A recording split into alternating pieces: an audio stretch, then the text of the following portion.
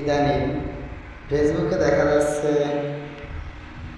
FIFA যে referee, এই referee আর্জেন্টিনার কাছ থেকে টাকা খেয়ে আর্জেন্টিনার পক্ষ হয়ে মিশরকে হারিয়ে দিয়েছে। আসুন তাহলে আমরা বিস্তারিত একটু আলোচনা করি।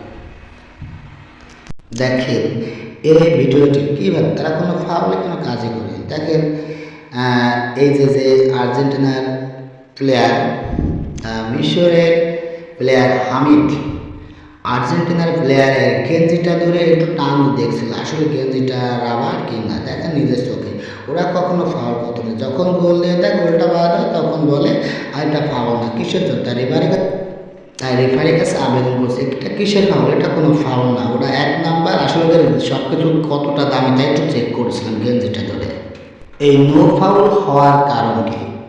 এখানে দুজন প্লেয়ার দুজনের সমগতিতে চলবে এবং প্লেয়ার বলের গায়ে আঘাত লাগার পরে যখন বল চলে যাবে তারপর পায়ে আঘাত লাগবে তখন এটা ফাউল না। তার কারণ আন্তর্জাতিক নিয়মে সর্বপ্রথম বলে আঘাতের পর এবং দুজনের যে গতি, ওই গতির দুজনের গতিতে যখন আঘাত লাগে তখন সেটা স্বাভাবিক, কিন্তু বল বাদে যখন পায়ে লাগে সেটা হলো ফাউল। কিন্তু দেখি এবার আমরা একটা অরিজিনাল ভিডিও দেখি, এবার দেখেন আপনারা সবাই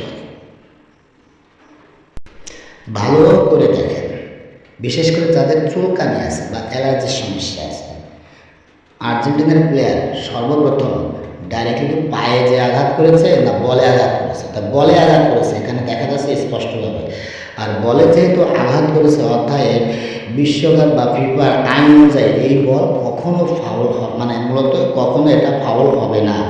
আর এটা আছে বাস্তব প্রমাণ। পুরোটা আরও ভিডিও দিচ্ছি দেখেন বুটে পাড়া দিয়ে বরং তারাই গোল দিয়েছে এবং সেই গোলটা ফাউলের জন্য বাদ পড়ে গেছে। কিন্তু পরবর্তী একটা ভিডিও দেখেন আগে কিন্তু বলে বাদ আছে, তারপরে ওটা দুই পায়ের করতে পিছনে নিয়ে গেছে, সেই ক্ষেত্রে দুজনের গতিতে পড়ে যায় প্লেয়ার। সেই ক্ষেত্রে এই গোলটা কখনো প্ল্যানটি হবে না, অর্থাৎ মিশরের গোল আসছে সাকসেসফুল।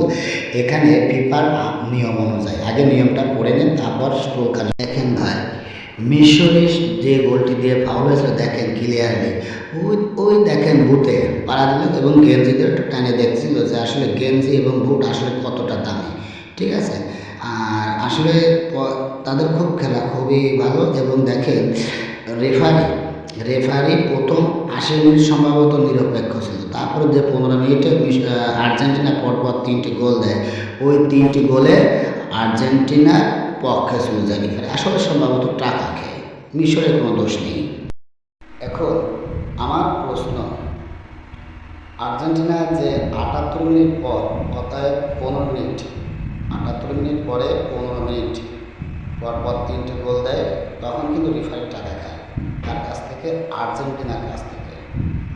তাহলে আমার প্রশ্ন, ওই 1 মিনিট থেকে 78 মিনিট এই সময় কার কাছ থেকে টাকা খাচ্ছে? মিশর কাছ থেকে না যারা অলরেডি বাড়ি চলে গেছে যারা এদের সমালোচক এদের কাছ থেকে? আমি বিস্তারিত আলোচনা করে দিয়েছি, ভিডিওটি শেয়ার করে দিন যাতে যাদের একটু চুলকানি বা অ্যালার্জি আছে এই ওষুধটা খেয়ে একটু কমে যাবে। ভালো থাকবে।